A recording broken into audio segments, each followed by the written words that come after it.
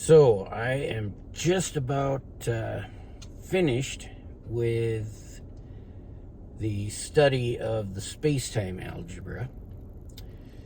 For now, I certainly am going to have to have another go around with it in a lot more depth.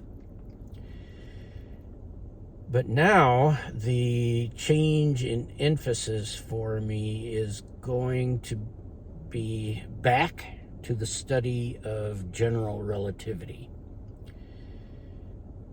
The space-time algebra, at least as it's been presented to me so far, is all about redefining the way we analyze the electromagnetic field. It naturally exhibits different aspects of electromagnetism to us and seems to reveal the underlying quantum nature and quantum electrodynamics seems to emerge quite naturally from looking at electromagnetism with spacetime algebra. So what about spacetime curvature? And what about gravity at the quantum scale? So far, spacetime algebra seems to be, and spacetime calculus too, the geometric algebraic systems seem to give me the greatest hope of discovering what role gravity plays at the quantum scale. My suspicion right now is that classical gravity plays very little role, at least with interactions. I think essentially to a reasonable limit, particle interactions take place in a flat space-time.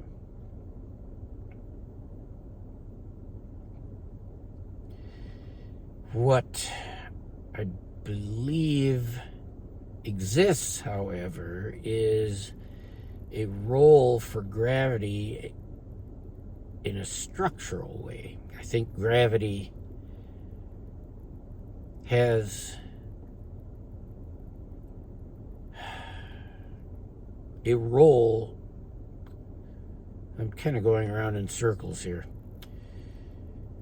I think that the structure of atomic nuclei, the structure of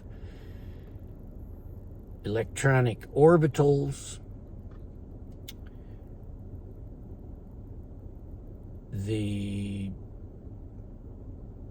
nature of energy eigenstates, the answers that we get from the Schroedinger equation and the building of a Hamiltonian. I believe that gravity plays a role in that. Why do the energy eigenstates have the values that they do? Why does the Schrödinger equation predict what it does?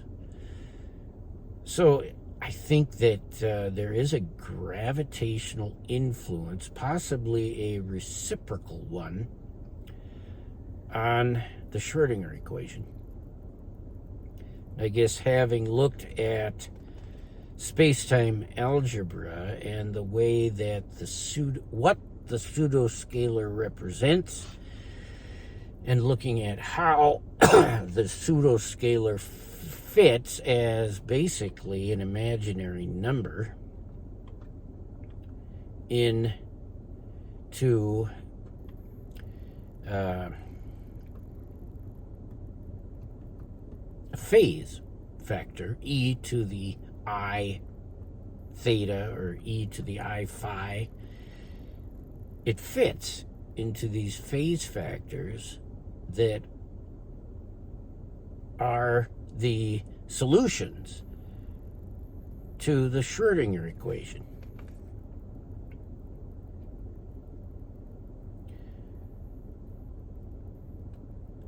So now it's time to circle back to another run through of general relativity,